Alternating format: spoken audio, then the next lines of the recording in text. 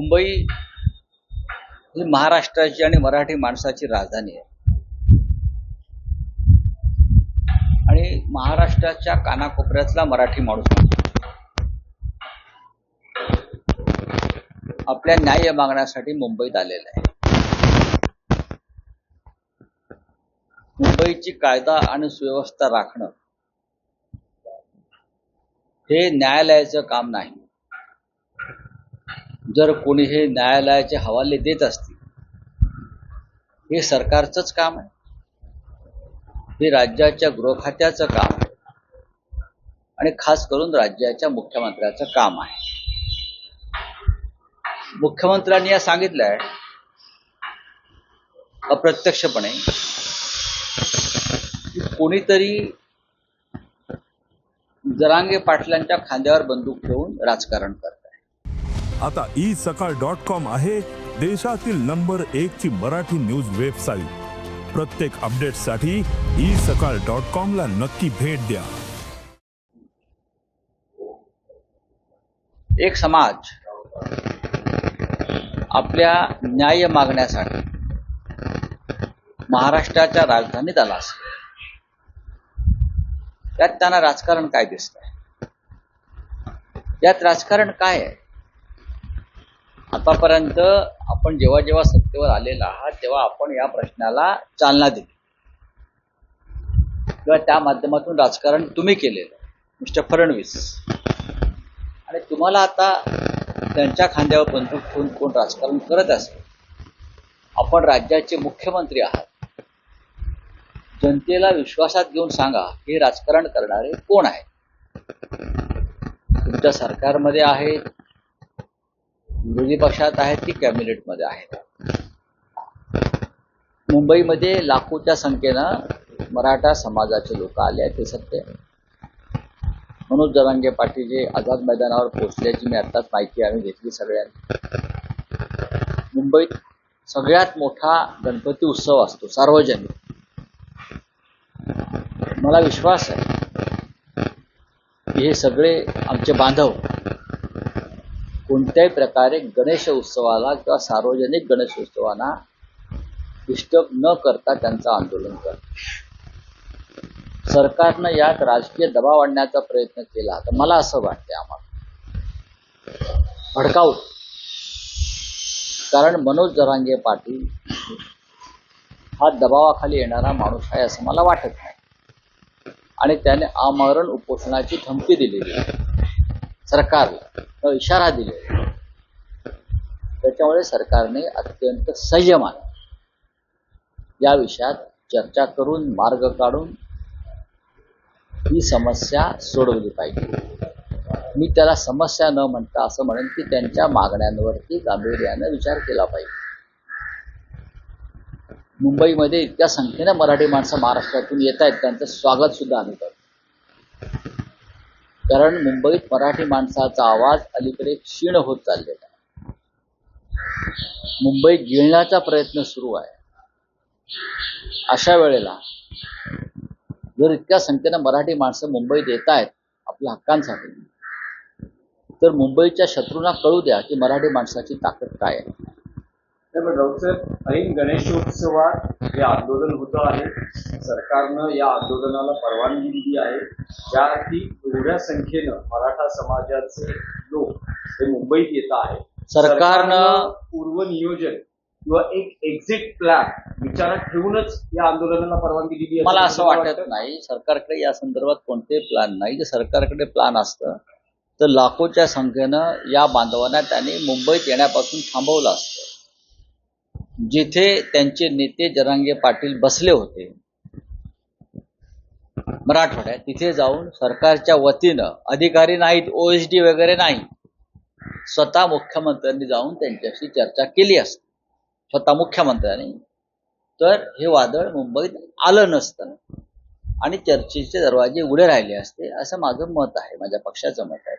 त्यासाठी स्वतः मुख्यमंत्र्यांनी 2 पावलं मागे जाऊन स्वतः ठोस प्रपोजल घेऊन मनोज जरांगे पाटील यांच्याशी त्यांच्या गावात जाऊन चर्चा करायला हवी.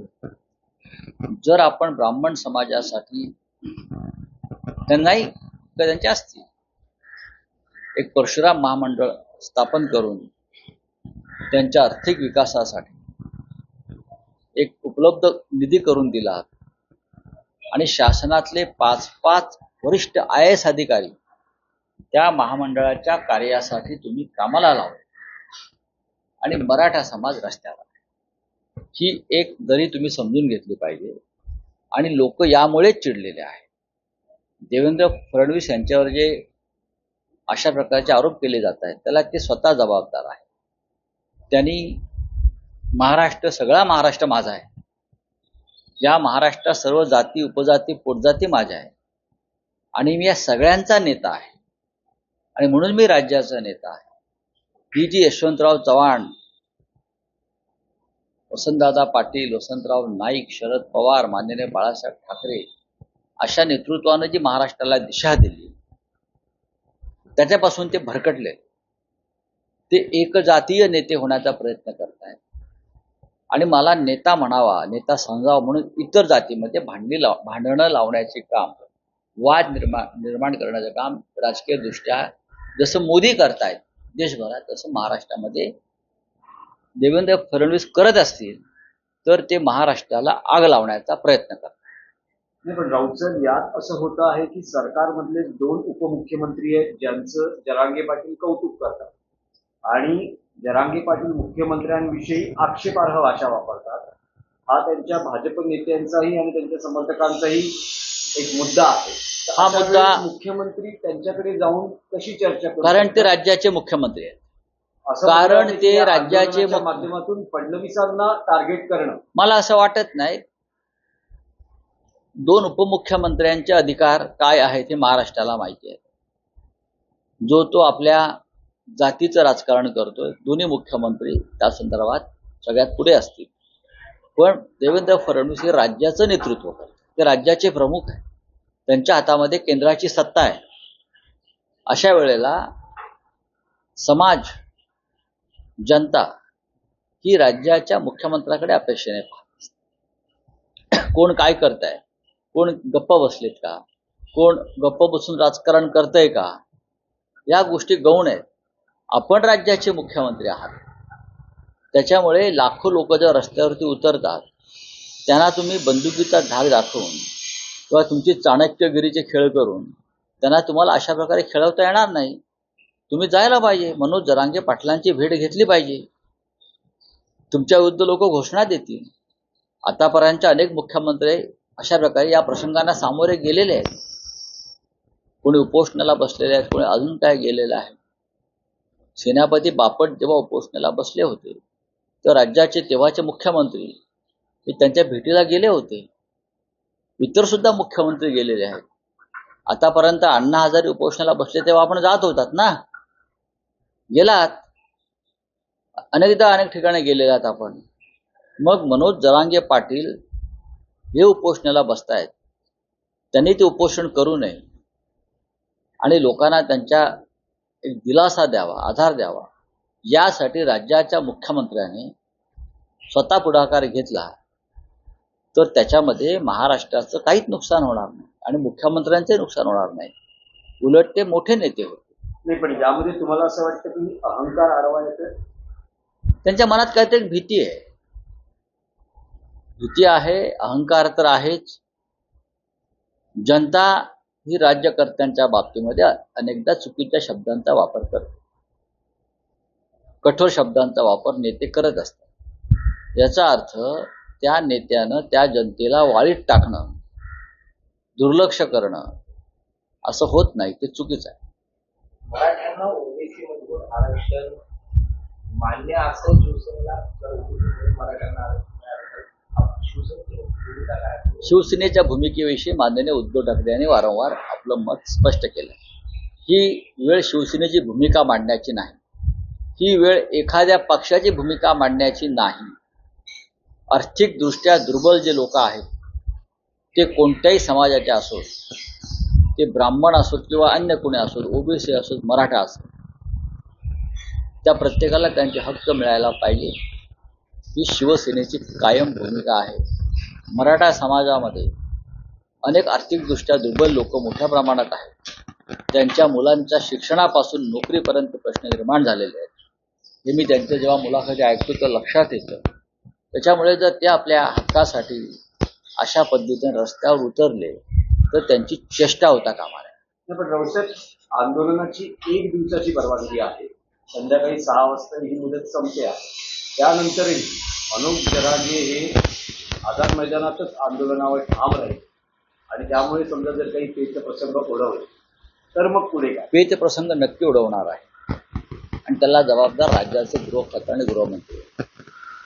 हे फक्त विरोधकांचे पेच निर्माण करण्यामध्ये माहीर आहे देवेंद्र फडणवीस आणि त्यांचे लोक. विरोधकांवरती गुन्हे दाखल करणं, खोटे गुन्हे दाखल करणं, धमक्या देणं, पक्ष फोडणं, आमदार विकत घेणं, हेच सध्या गृह खात्याचं काम आहे. त्यांना अशा प्रकारचे पेच प्रसंग हाताळण्याचा अनुभव अद्याप आलेला नाही. देवेंद्र फडणवीस अशा वेळेचे पळ काढतात किंवा दुसरं कोणाला तरी पुढे करतात. हा माझा अनुभव आहे. हा, त्यांना आता सांगितलं एखादा पक्ष फोडा गृह खात्याच्या माध्यमातून तर ते 24 तासात पक्ष किंवा कोणाला अटक करा, ईडी लावा, तर देवेंद्र फडणवीस त्याच्यामध्ये एकदम तरवेज आहे. त्यांचा पक्ष आणि गृह खातं कोणाला धाडी घाला ताबडतोब करा. पण अशा प्रकारचं जे काम आहे राज्याच्या लॉ अँड ऑर्डर संदर्भात लाखो लोकांना हाताळणं हे त्यांना जमणार नाही, हे त्यांना जमत नाही. त्यांनी ते कधी काम केलेलं नाही. राऊत सर, इंडिया अलायन्सचे उपराष्ट्रपती पदाचे उमेदवार सुदर्शन रेड्डी हे आज मुंबई दौऱ्यावर आहेत. उद्धव ठाकरेंची ते थोड्या वेळात मातोश्रीत भेट घेत आहेत, त्यानंतर शरद पवारांची भेट घेत आहेत, काँग्रेस नेत्यांची भेट घेत आहेत आणि या निमित्तानं पत्रकार परिषदही होईल.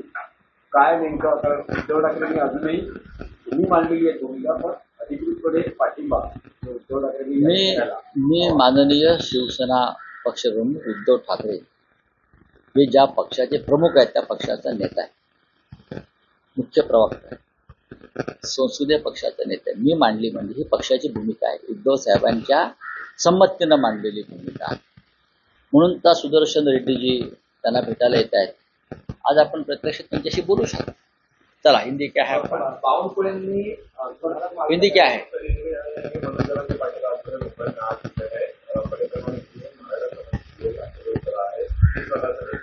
देखिए, मुंबई महाराष्ट्र की राजधानी है. अगर मुंबई में पूरे महाराष्ट्र से मराठा लोग लाखों की संख्या में आ रहे हैं